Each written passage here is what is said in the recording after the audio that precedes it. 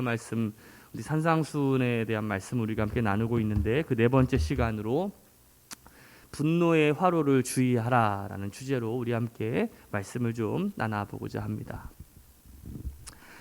매년 아내의 생일을 자꾸 까먹는 남편이 있었습니다. 남편이 하루는 아내에게 이렇게 이야기합니다. 여보, 내가 올해는 반드시 당신의 생일을 기억하고 꼭 내가 미역국을 손수 끓여줄게요 하고서 약속을 합니다. 많은 기대를 하고 있었던 아내는 어떻게 보면 많은 잔뜩 기대를 하고 있었는데, 이 남편이 점점 바쁜 생활과 또 여러 가지 일이 겹치면서 그 해도 까먹고 지나가는 거예요. 이 아내가 기대하고 있었는데 더 큰 실망이 다가오니까 또 섭섭하고 무척 화가 났습니다. 그래서 아내가 좀 이제 앞으로는 기억하라라는 의미로 그날부터, 자신의 생일 다음 날부터 한 달 동안 아무것도 넣지 않은 생미역국만 남편에게 끓여주었다고 해요. 한번 따라 합시다. 소금과 같은 인생이 됩시다. 위에 그래프를 보면 2009년도부터 2017년도까지, 여기에는 지금 2013년도까지, 2009년에서 2013년도까지 분노 조절 장애 환자가 3,720명에서 4,934명으로, 그리고 이 숫자를 보면 4,934명에서 2017년에 보면 5,986명으로 이렇게 늘어나는 것을 보게 되는데, 그 이후에는 아직 자료가 없어가지고 제가 못 봤는데, 아마 2020년부터 시작된 이 코로나 시대를 지나고 난 다음에 이것을 조사를 해본다면, 여러분들이 상상해 보셨죠? 이 분노 조절 장애로 이 치료받는 사람들이 얼마나 많아지게 될까라는 것들이 아마 상상이 될 건데, 아마 우리가 이 그냥 그래프에 나타나지 않은 것까지 다 포함한다면 사실 어마어마한 사람들이 분노를 인해서 상처받고 고통당하고 있음을 우리는 알 수 있습니다. 한번 물어볼게요. 옆 사람한테 한번 물어보세요. 당신은 언제 분노하십니까? 여러분들 언제 분노하세요? 저는요, 운전할 때 제일 많이 분노하는 것 같아요. 운전할 때 갑자기 좀 매너 없는 차들이 끼어들면 그냥 어떻게 해서라도 끝까지 따라가서 어떻게 해요? 응징해야 제 속이 풀려.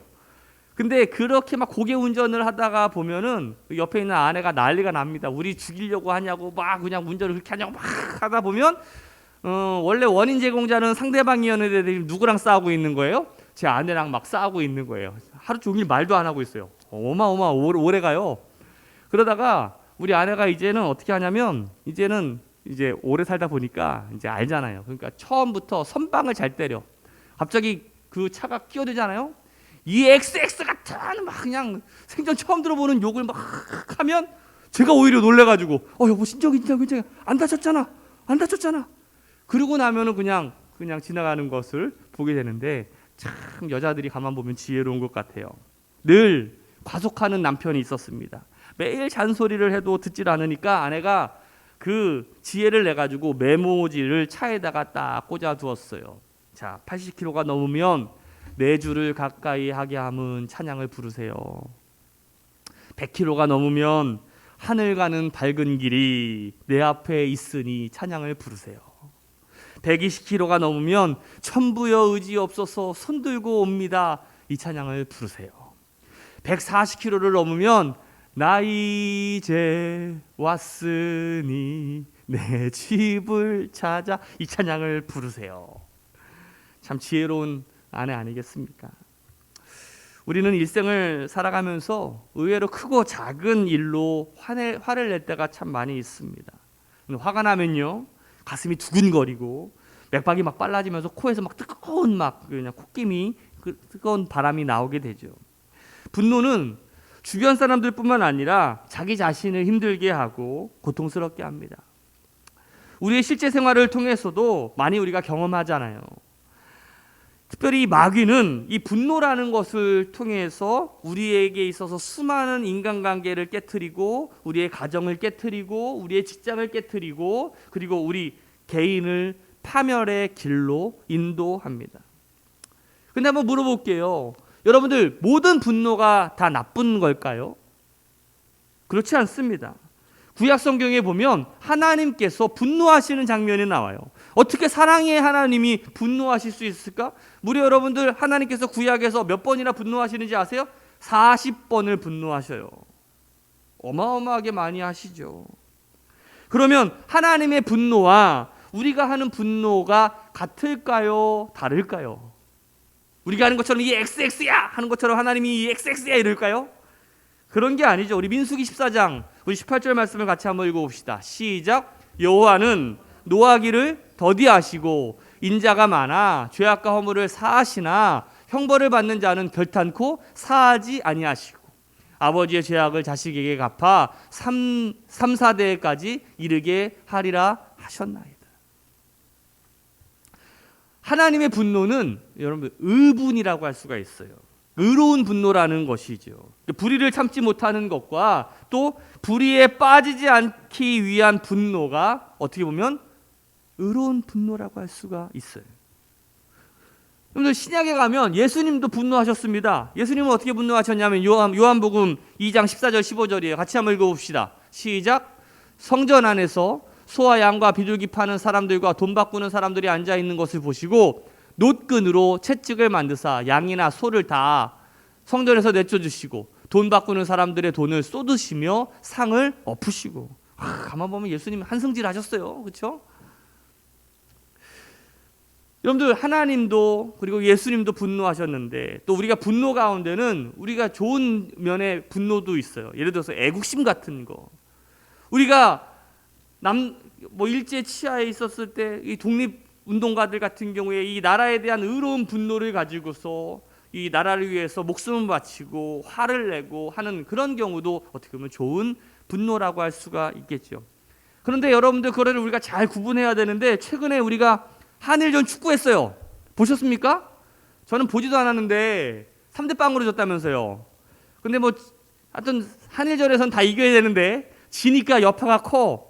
거기에 지금 유니폼에 일장기를 같이 붙여놨대요. 이게 태극기랑 일장기랑 같이 붙여놨다는데 사람들이 막 그거 가지고 막 어떻게 우리 대한민국 한일전 하는데 일장기를 같이 붙여놓을 수 있느냐 막 하는데 여러분들 어떠세요? 막 화가 막 납니까? 제가 보면 그래요. 그게 친선 경기할 때는 그 상대편의 국기도 같이 붙여준대요. 전에 일장기만 같이 붙여놓은 게 아니라 멕시코랑 할 때도 붙이고 다른 나라랑 할 때도 다 같이 붙였대라는 거야. 근데 그거 가지고 괜히 졌다고 시비 걸고 뭐하고 하는 그 분노가 여러분들 온전한 분노라고 할 수가 있을까요? 오늘 우리가 구별을 잘 해야 되는데, 자, 엄밀히 보면 분노는 잘못된 죄입니다. 어떤 그리스도인 부부가 아침에 교회 가는데 교회 가다가 교회 가는 것 때문에 다퉜어요. 남편이 화가 나가지고 막 아내한테 막 소리를 지르니까 아내가 삐졌어요. 말도 안 해요. 토라져가지고. 예배 시간이 다 되어가지고 이제 그들이 교회 앞에 딱 도착했는데 남편이 이렇게 얘기합니다. 인상 풀어. 예배 끝나고 가서 집에서 얘기해. 인상 풀어라. 이 무슨 말이에요? 이 바리새인과 같은 사고방식이죠. 1차전은 그만 끝내고 예배 끝나고 난 다음에 2차전 집에 가서 하자라는 거예요. 이런 마음으로 드리는 예배가 온전한 예배가 될 수 있을까? 오늘 본문의 말씀인 이 마태복음 5장에 이 언급된 분노는 잘못된 분노를 우리에게 말하고 있습니다. 많은 사람들이 사람을 죽이거나 또 남에게 해를 끼치는 것만이 죄라고 생각할 때가 많이 있죠. 근데 우리의 마음에 품었던 분노와 또 남을 멸시한 그러한 마음에 대해서는 우리가 죄라고 여기지 않을 때가 많이 있어요. 막 속으로 막 무시하고 속으로 분노하고 막 그런 것들에 대해서는 우리가 죄라고 여기지 않고 어떤 행위로 결과로만 나타나는 것을 우리가 죄라고 여길 때가 많이 있는데 성경은 그렇게 이야기하지 않는다라는 거예요. 여러분들 어렸을 적에 화로에 대한 추억이 있으신 분도 있으시죠. 시골에 사신 분들이나 할아버지 할머니 옛날에 한옥집 같은 그런 데서는 이런 게 많이 있었는데 옛날에 할아버지나 할머니 방에 가면 방이 따뜻합니다. 그곳에 이렇게 화로가 있었어요. 어르신들이 손자가 오면 어떻게 합니까? 거기에다가 이제 군밤도 까주기도 하고, 그렇죠? 거기다 옥수수를 이렇게 구워가지고 주시기도 하는데, 그리고 거기 인두 같은 거 해가지고 그걸로 이제 옷을 이렇게 다리기도 했는데, 근데 항상 어르신들이 어린 손자들이 오면 절대로 그 화로 옆으로 가지 못하게 합니다. 왜 그렇죠? 어른 애들은 그냥 갑자기 그냥 아무거나 확 만져버려요. 그러다 보니까 어떤 화상의 이 불에 뒤일 염려가 크기 때문에 항상 이렇게 가까이 못 가게 어르신들이 막잖아요. 최근에 이 이야기 해도 되는지 모르겠네. 그 우리 장인어른이 이제 그 장로 은퇴를 하셨어요. 연세가 되셔가지고. 그래서 그래도 이제 장로 은퇴하는데 우리 가족들이 가가지고 그동안 고생하셨다 하고서 그래도 큰맘 먹고 제가 고깃집에 모시고 갔어요. 고깃집에 이렇게 옹기종기 앉아가지고 이제 하는데, 여러분들 그 고기를 굽는데 그 연기 잘 나가라고 이렇게 이게 파이프 같은 거 하나 내려오는 거 있잖아요. 갑자기 우리 김소희가 그거를 탁 만지는 거야. 그러더니 가만히 있다가 막 울어. 뜨겁대. 갑자기 식사를 하던 중에 갑자기 그가 막 그냥 너무 아프다고 막 울고 처음부터 아 뜨거워 그러면 됐는데 한참 있다가 그러니까 이도 화상에 걸렸어요.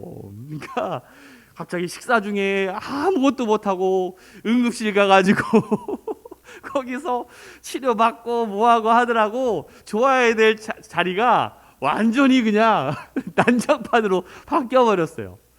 가만히 보니까 이 화로라고 하는 것들이 어떻게 보면 유용하게 쓰이게 될 때는 우리에게 참 많은 도움도 주지만, 그냥 함부로 막 대하거나 했을 때는 참 여러 사람 피해를 줄 수도 있겠구나라는 생각들이 들더라고요. 분노도 마찬가지예요. 분노도.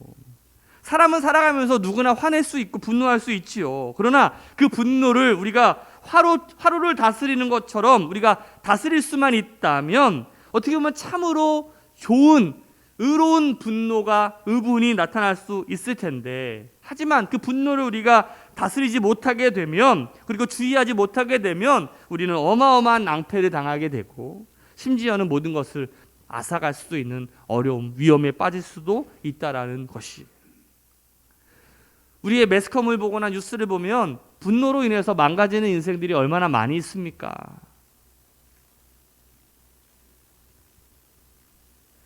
그러면 이 분노의 정체와 원인이 어디에 있는가? 우리 본문의 말씀을 한번 읽어봅시다.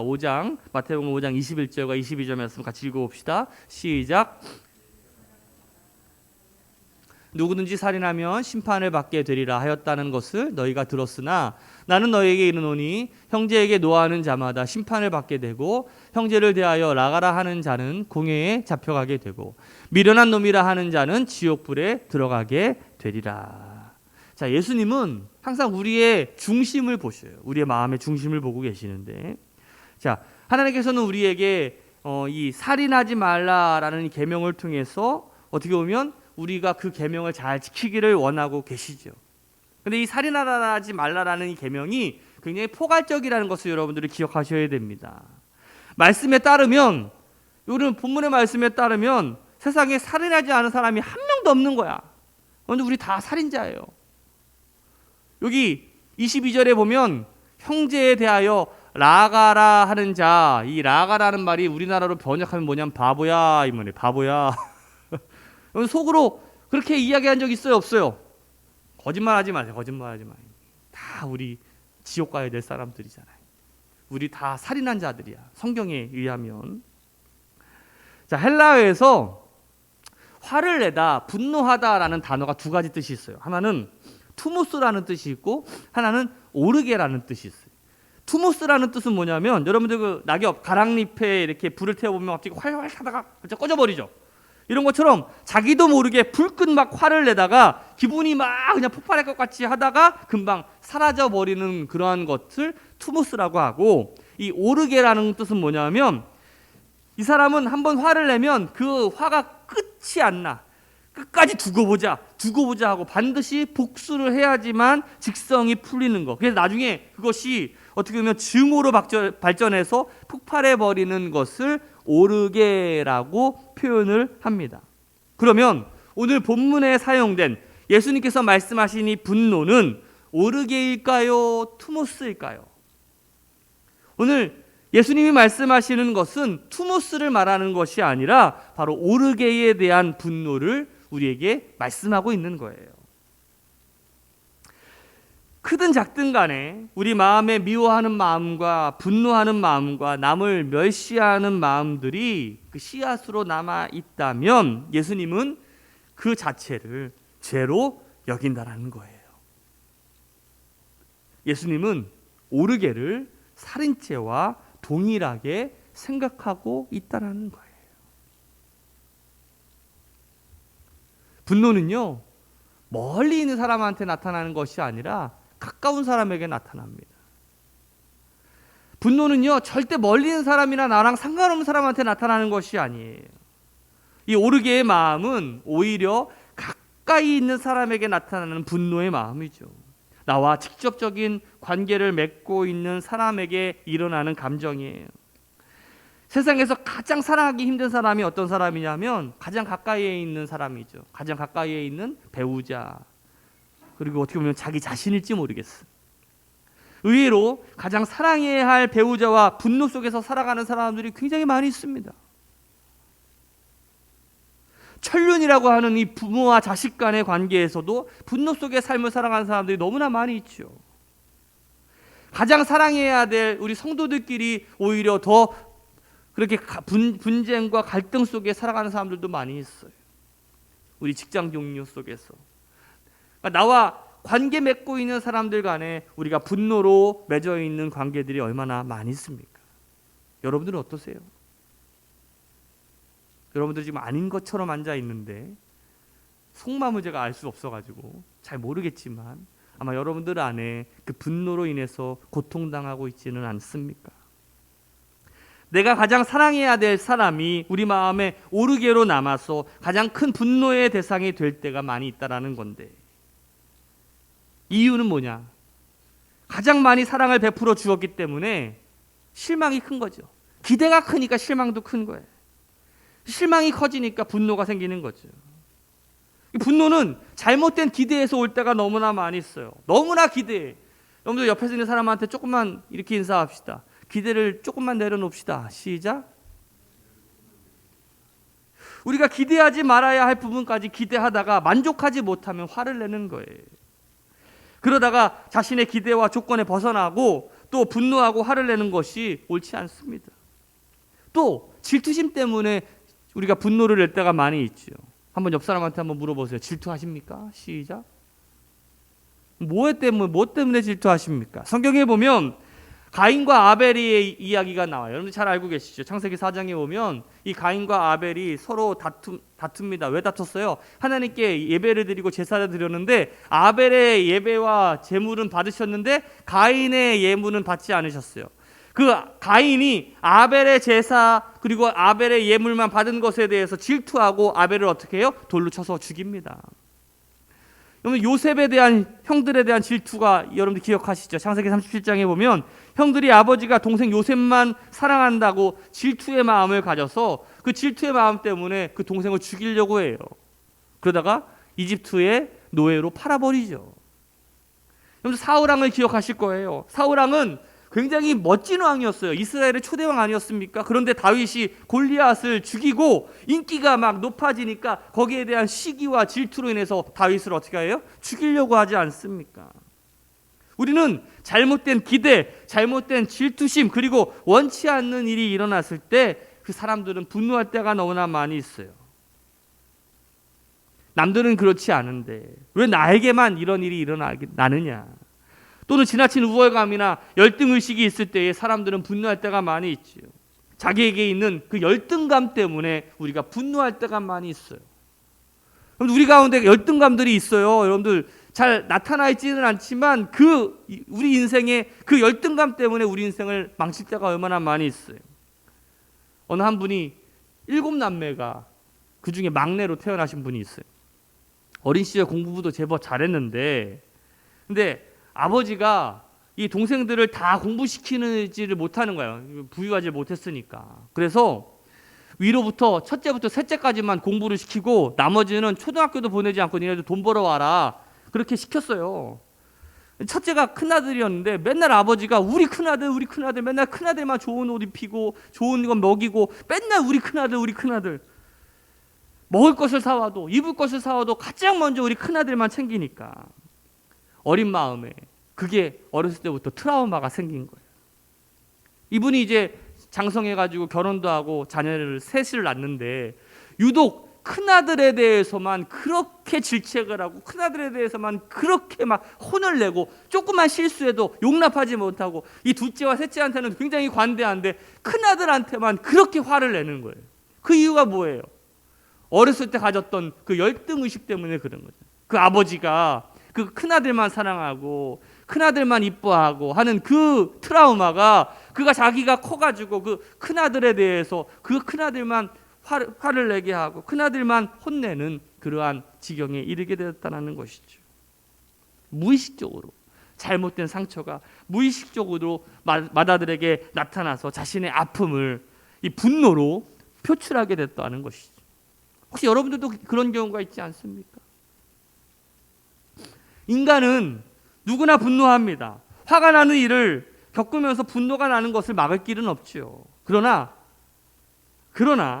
분노를 잘 다스리지 못하면 그 영향력과 파괴력은 상상 이상으로 크다라는 사실을 우리는 기억해야 된다는 거예요. 때로는 우리의 영혼까지도 망칠 수가 있다라는 거예요.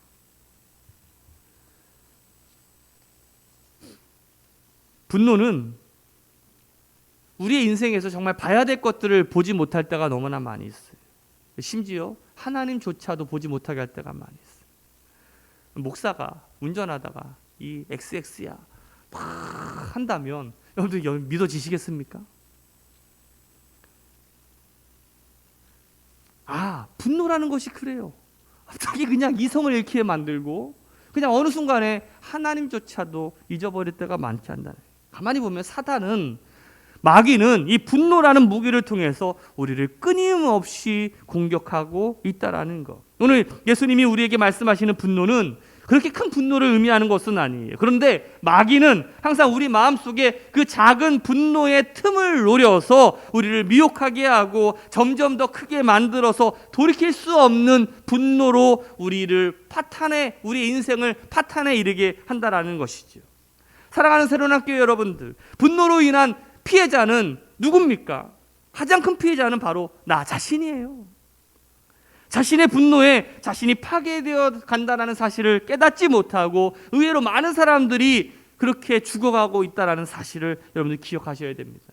분노는 남도 죽이지만 먼저 자기 자신을 죽이는 거예요.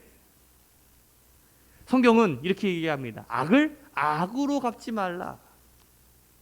그리고 주님께 맡기라 라고 말씀하고 있는데 로마서 12장 17절 18절이에요. 같이 한번 읽어봅시다. 시작.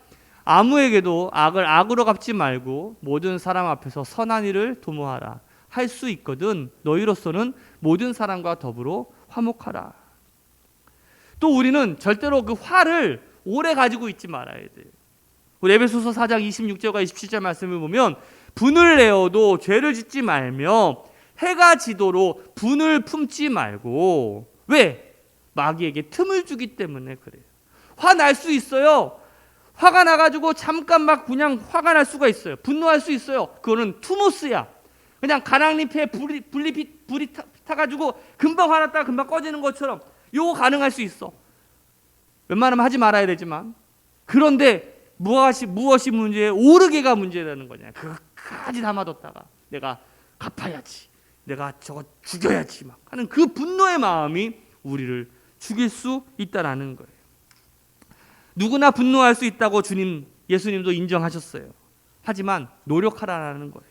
마음에 분노를 품지 말고 우리가 성령님의 도우심을 우리가 간구하고 우리 하나님께 우리의 모든 염려와 분노를 하나님께 맡기시기를 주님의 이름으로 축복합니다.